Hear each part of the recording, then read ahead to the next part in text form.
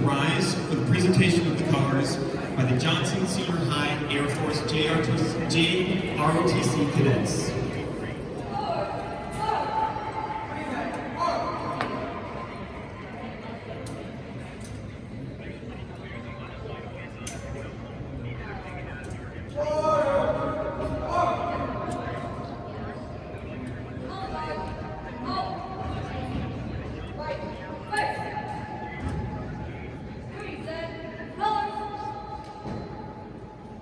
Please join me in reciting the Pledge of Allegiance.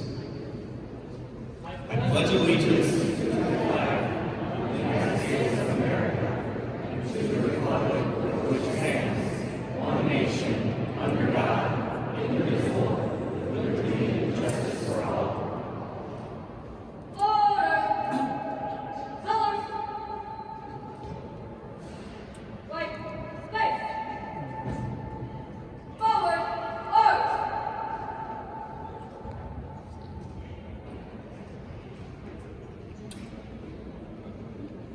Second, right, face. Forward, march.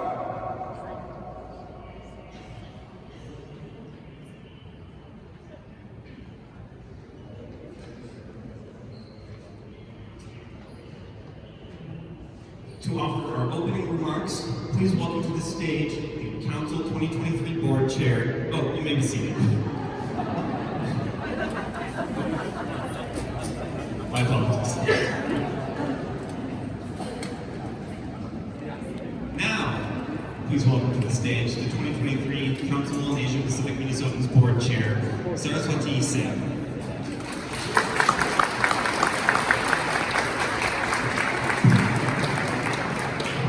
Thank you, Andy. Good morning, everyone. How are you? Welcome to API Day on the Capitol 2023. My name is Saraswati Singh. I'm going to step away from behind the podium. My name is Saraswati Singh. My first name is pronounced Saraswati, and my last name is Singh as in song. Though I think with this crowd, I may not need to break it down that way. I was appointed by Governor Walz in 2020 to represent the Asian Indian community, which is over 50,000 strong.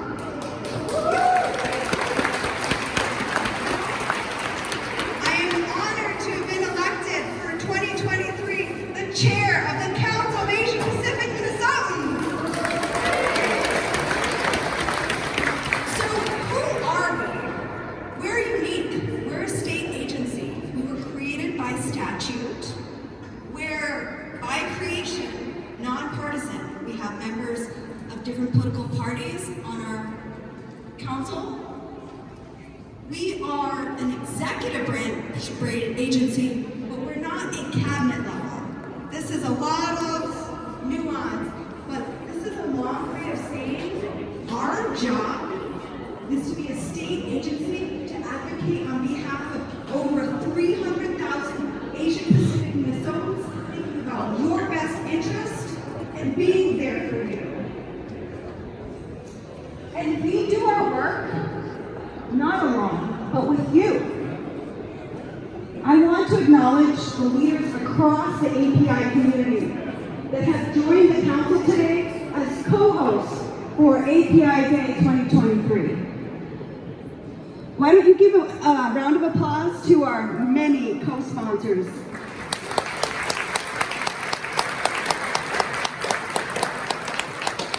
We have the Association of Nepalese in Minnesota, CAP-E, the Chinese Community Center, the Chinese Social Service Center, the Hmong American Partnership, Hennepin County, Hmong 18 Council, the Indian Cultural Association of Minnesota, the Japanese American Citizens League, the Karen Organization of Minnesota, contingent back there, Lao Culture Dance Fashion, Sewa, the Tibetan American Foundation of Minnesota. We have a wonderful Tibetan representative on our council. Thai Cultural Council, Vietnamese Social Services of Minnesota,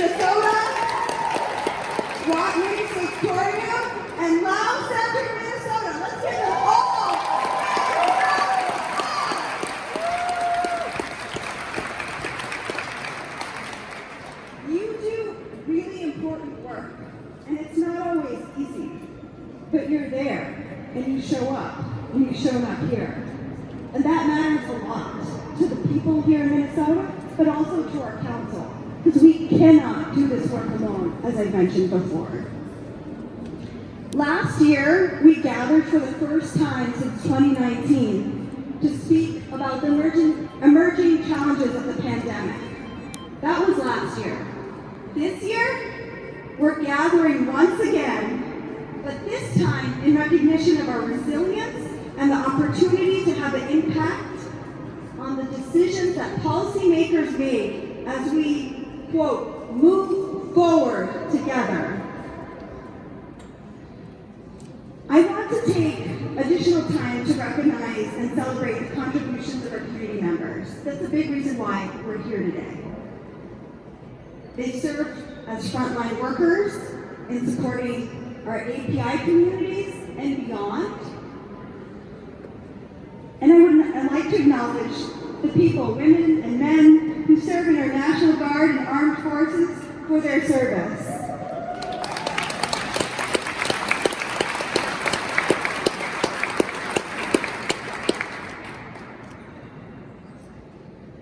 They, along with others, help hold our communities together.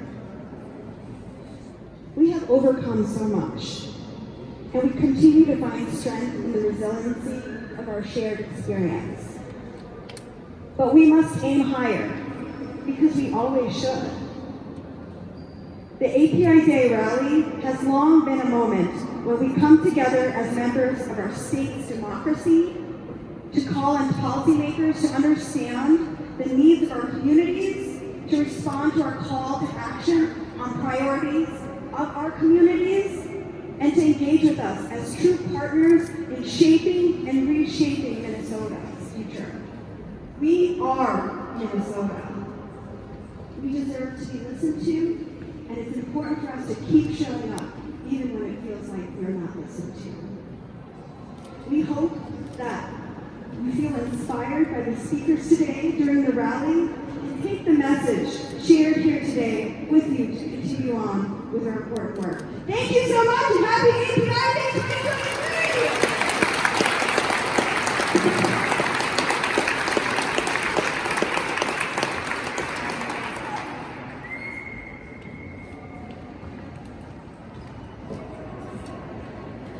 Thank you.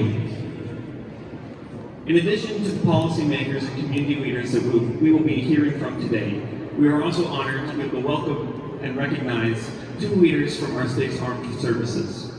We're in particular appreciative of the National Guard's recognition of the sacrifice and service of so many members from our communities, including those who served in the Vietnam and Secret War.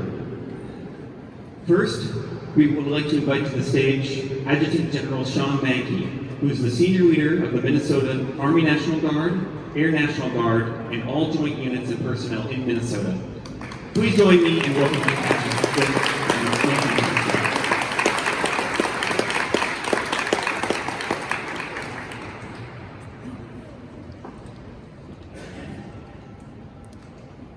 Hey, good morning, everybody, and thank you for the warm welcome.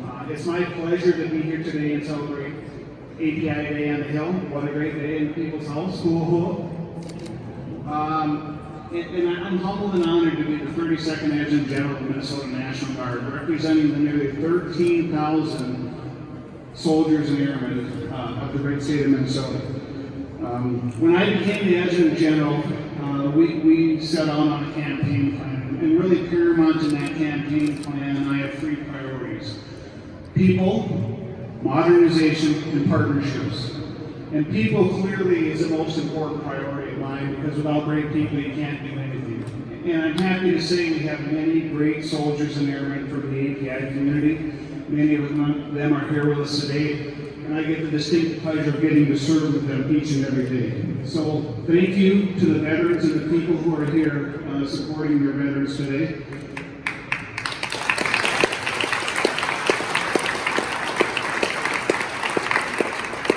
We demand a lot from our soldiers and airmen, and oftentimes when they're serving, they're away from their family and their community. So the least that we can do that's come to events like this in the community and represent the Minnesota National Guard and be part of your community, because that's really what it's all about.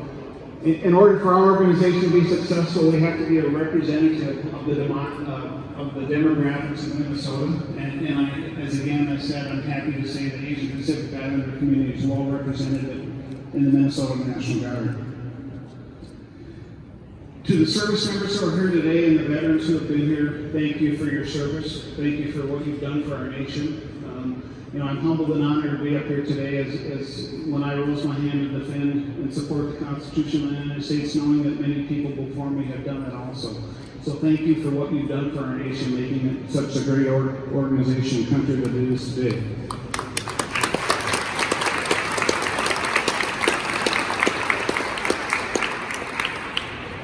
And in closing, the Minnesota National Guard, we have a tremendous team of professionals dedicated to serving both in our community, our state, and at the national level.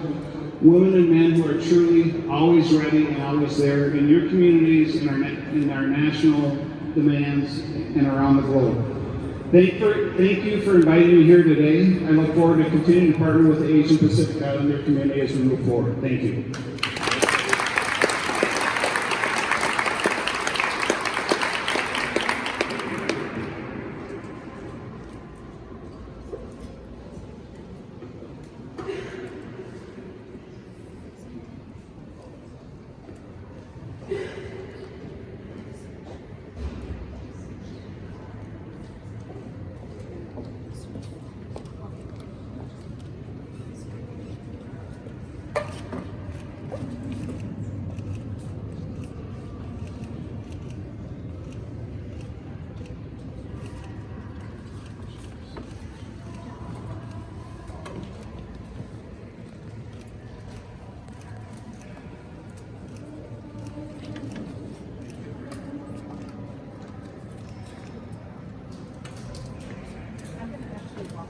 This way, so we can shake hands and all of you.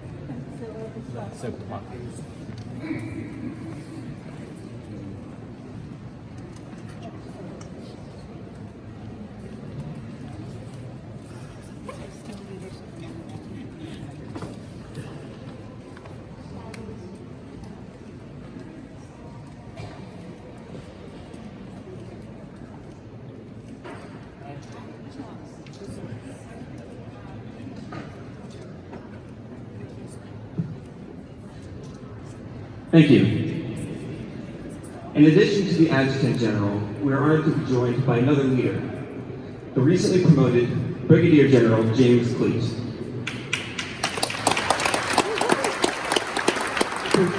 With his promotion, the Brigadier General will soon leave us, unfortunately, for Germany for his new role with the U.S. European Command, where he will assist the Chairman of the Joint Chiefs of Staff, our nation's highest-ranking military officer and principal military advisor to the President of the United States. Please join me in welcoming Brigadier General Cleet.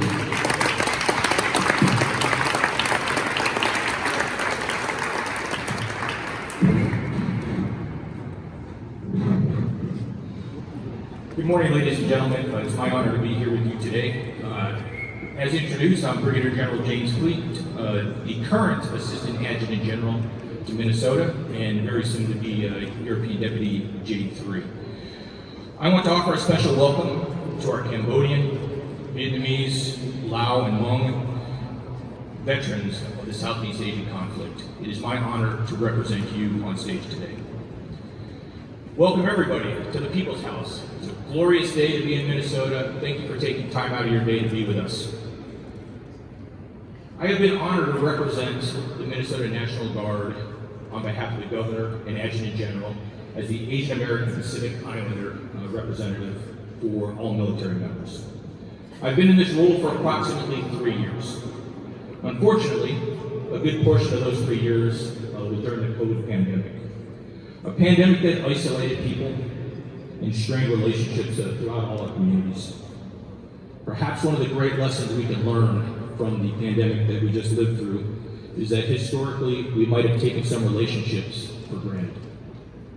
And having learned this lesson, perhaps we will be willing to work even harder to make such relationships more resilient and longer lasting. That, I suggest, is a worthy goal.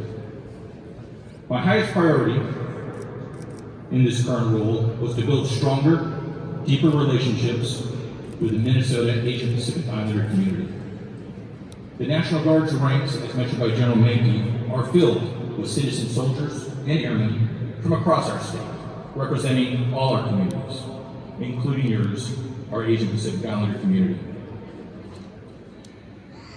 Airmen and soldiers from the entire Asian Pacific are serving their state and nation right now globally, not just in the Minnesota National Guard, but in the Army, Air Force, Navy, Marine Corps. And I look forward in my new role to representing them as well. I want to thank them for serving, and I want to thank you in the audience for raising such fine young Americans.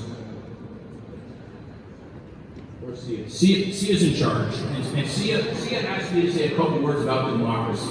And so I am going to, I thought last night about democracy, and I wrote down a couple ideas that I think are worth sharing.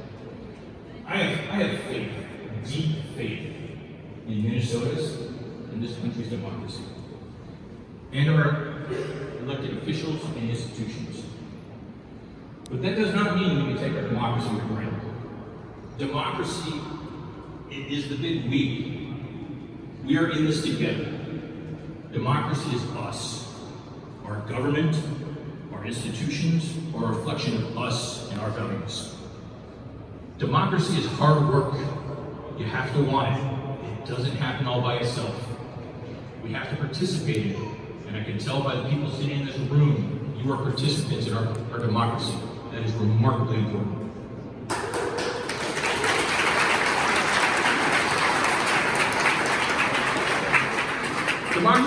Democracy, like us, is not perfect. We don't always get it right. Democracy will frustrate us repeatedly, but I also believe it is the best form of government ever developed, providing the most freedom and the most opportunity than any other form of government in our world's history.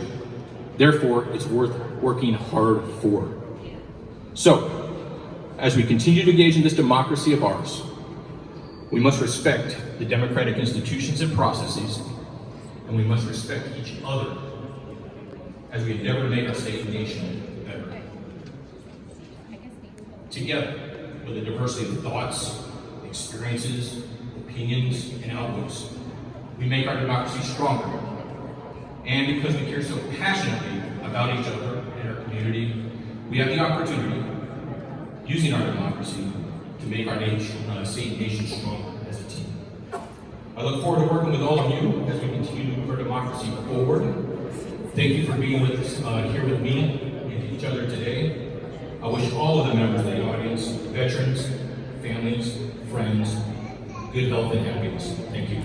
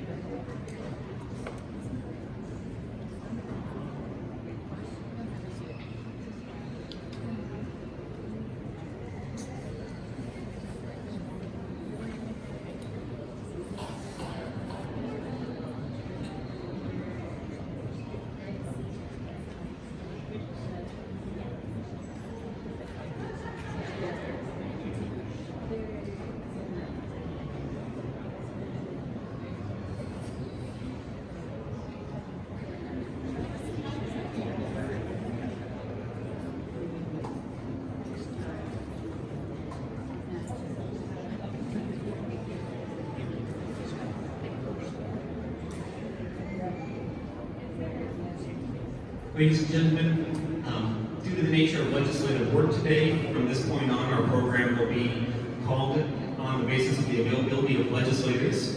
And at this time, I would like to invite Representative Liz Lee to speak on the stage. Representative Lee represents District 67A here in St. Paul and serves as an assistant majority leader. Representative Lee is also a legislative member of the council's board.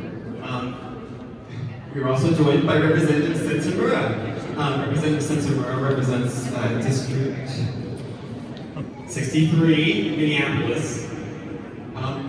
Please give them a hearty welcome. Thanks.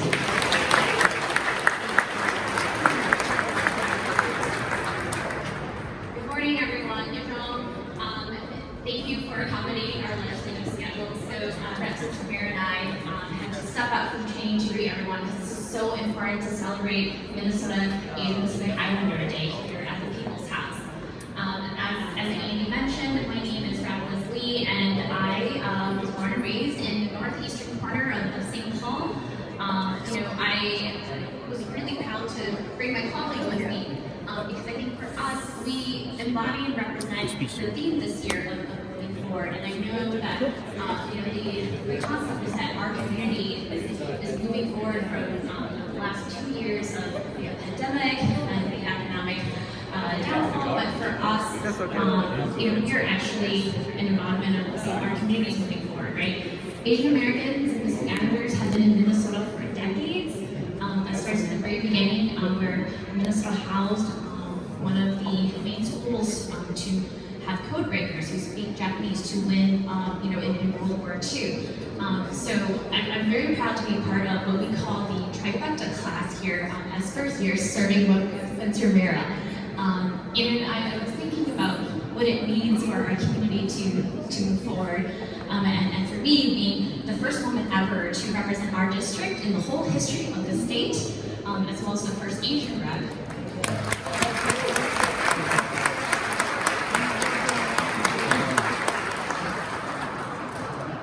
I'm proud to say, that's what moving forward looks like. Our district is incredibly diverse. We are a minority-majority district, but it's surprising that in the whole history of our state, there's never been a woman or an Asian person, and especially in a district where it's 40% AAPI. But I also want to say, we're not here just for plain representation. This 93rd legislative session for us moving forward means fully funding public education to make sure that we address the academic achievement gap, which has only been widened during the pandemic. It means making sure that our elders have access to safe and affordable housing and have access to all the healthcare needs that they have, which is incredibly important. And it also means funding public transit, right? Making sure that it's safe and accessible. In my district, as most of you guys know, since a lot of your constituents, a lot of people can't afford cars, right? So you rely on making sure they're accessible bus lines and microtransit. So I know we have to head back to our training, so I'm going to turn the mic over to my colleague, Representative Samira, who is the first Japanese American ever elected to the Minnesota State Legislature.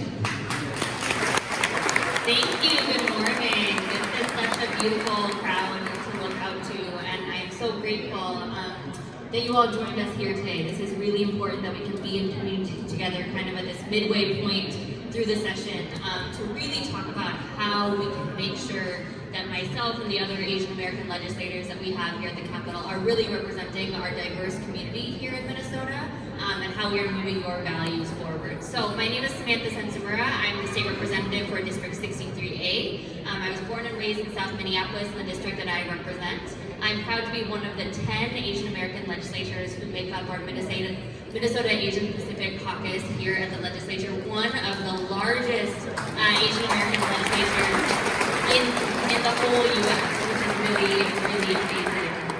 I'm also, as Representative Lee stated, the first Japanese American here at the Capitol, and I take that with really a lot of honor and responsibility.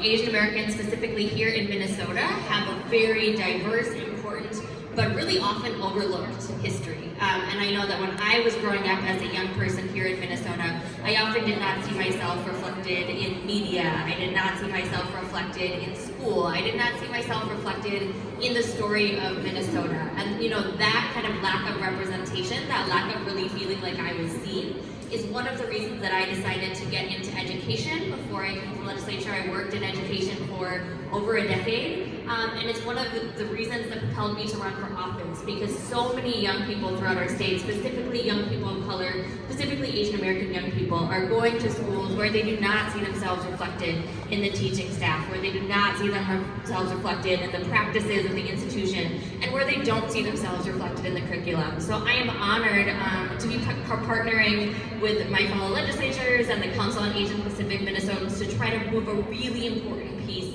of legislation forward this year, which is the Ethnic Studies for All bill. This bill would ensure that all students throughout Minnesota have access to ethnic studies curriculum. Ethnic studies, ethnic studies is a curriculum in which young people can see themselves reflected, and most importantly, where they can learn their histories. As Representative Lee talked about, during World War II, Japanese Americans were interned, and a group of them came here to Fort Snelling to help with the code breaking, to help with the translating, to help the U.S. with the war. That's a really important piece of Minnesota history. That's a really important piece of U.S. history that is really unknown. My uncle was actually a part of that group, but that was not a history that I got to really learn about until I was an adult. So ethnic studies is, working to make sure that Asian American history, that Latin American history, that African American history is taught in our schools, that students can see themselves reflected and they can be engaged. So I'm going to run back with this into our training, but just wanted to talk about that important piece of legislation moving forward for students across our state. And if anyone has any questions or wants to get involved with that movement, please feel free to reach out. Thank you.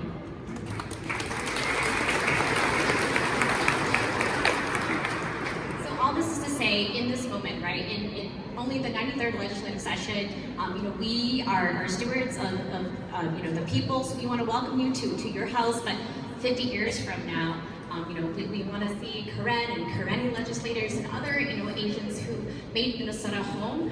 We're so proud to see you here. Please come visit us again. I know Asian Pacific Island Day is only one day a year, but, we have a 5-month, and sometimes we have a legislative session, sometimes we have special sessions. So please come back. Thank you.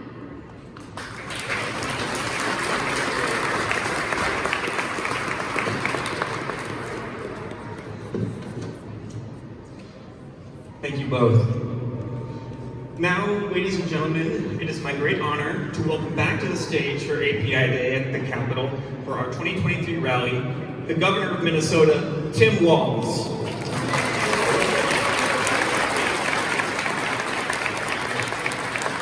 Well, good morning, everyone, and welcome to your Capitol. It's great to see you all here on this beautiful spring day. I saw the food trucks are back down, and this is where Minnesotans are supposed to gather. And so a deep, heartfelt thank you for being part of the democracy, and a deep, heartfelt thank you for choosing to make Minnesota your home.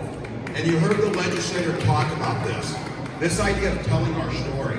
Your story is the story of Minnesota. The stories that are in this room, and they're not the same. They're varied. We come from all over the world. But this community and the contributions that you've made to Minnesota make this state a great place to live for everyone. So we hope when you see yourself in this Capitol, reflected in those legislators who stood up here, and more importantly, reflected in the policies and the budgets that we put forward. That's when we talk about everyone has a place here. Minnesota has a long tradition of welcoming people into this state. And the legislator's right. We need to tell those stories. We need to know our history. We need to know how you all came here. We need to know what you brought to the state. And when I say we, all of us. So I know the theme for today is moving forward. It's been hard. It's been hard for the last few years. And we know that the data shows that our communities of color and our API community were hit even harder during COVID. Whether it was the health effects of COVID or whether it was the economic impact of COVID, hit certain communities harder.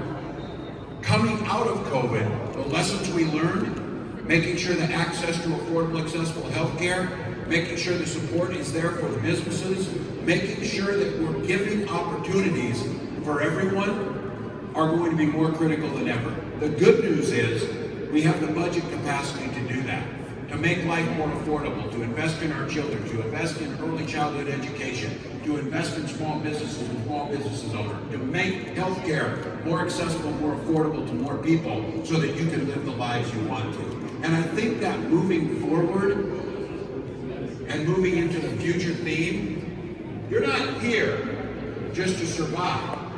You're here in Minnesota to thrive. You're here in Minnesota to take your family where you choose to take them. You're here to have the dreams for your children that everyone else has.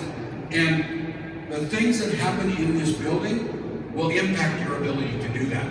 So proudly lift your voice up, proudly tell the story, and proudly step back and understand that Minnesota is a great place to live because every single one of you and your predecessors chose to make Minnesota a home. So we want your children to make that same choice. Stay in Minnesota. Make this a place to thrive. Move our state forward together. Whether it be in the sciences, the arts, the business community, nonprofits, the API community has done that. And let's just be very clear that we have the ability in this building to speak very loudly and very clearly. We will tolerate no hate towards communities. We will tolerate no discrimination towards communities, and we will make sure that we put the force of the law behind things to make sure that this community is not targeted simply because you're Asian Pacific Islander. Those are the things that we do. I want to wish you all the best today. I think the reason for being here is to make sure that the visibility is there. I think Minnesotans are understanding and can feel it themselves, the impact this community has made, but I don't think we should ever take it for granted. So as you're talking to legislators again, I encourage you, tell the stories. Tell the stories of what you bring to this state. Tell the stories of what our children need. And then making sure you hold every one of us accountable for delivering that. So thank you for being part of the Minnesota family and the Minnesota community. Thank you for generations of investments you made. And whether you have been here for 3 or 4 generations, or whether you got here yesterday, this is your state. You belong here and you need to make this home. So thank you all.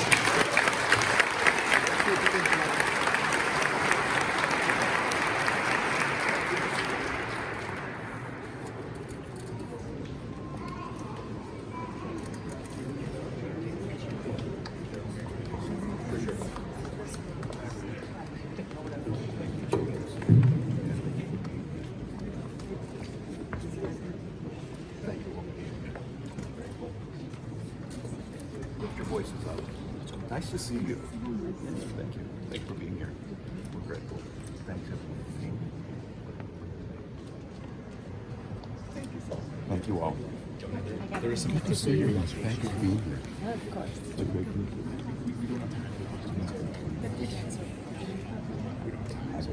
I could say, hey everyone. Good to see you, sir.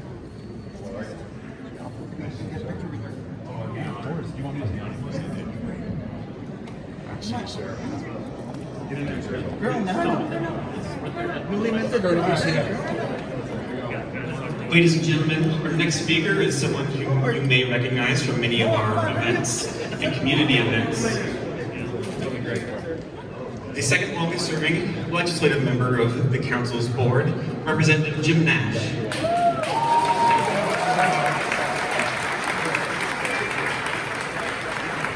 Representative Nash represents District 48A, including Waconia, and as I mentioned, is the second longest serving member currently on the Council's board. Thank you.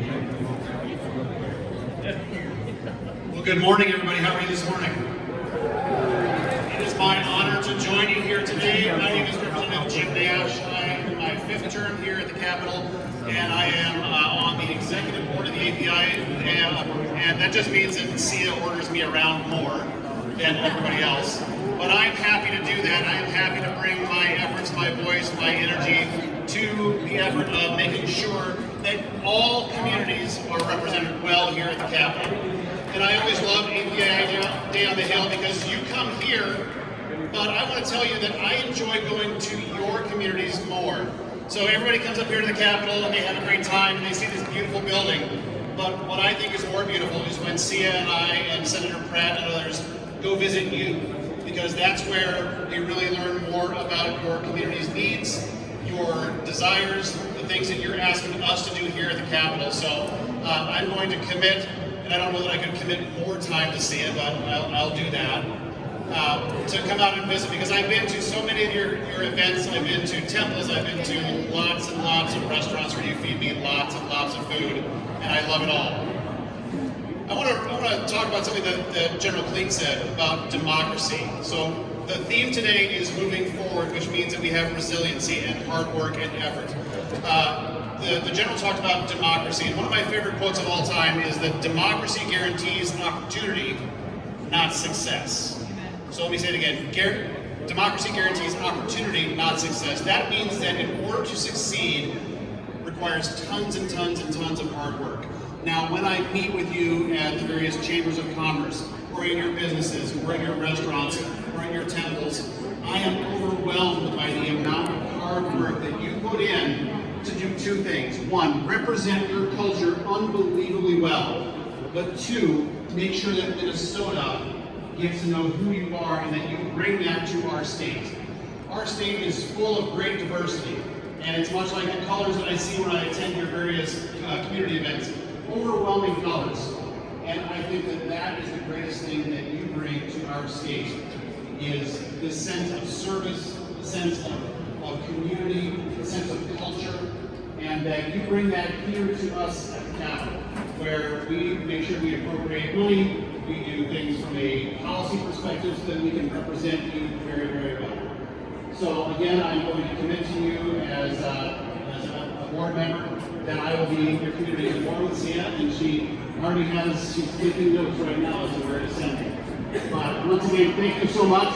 Have a great day here on the Hill. We are very, very grateful to hear your voices and to see you here with us as we move forward. Thank you.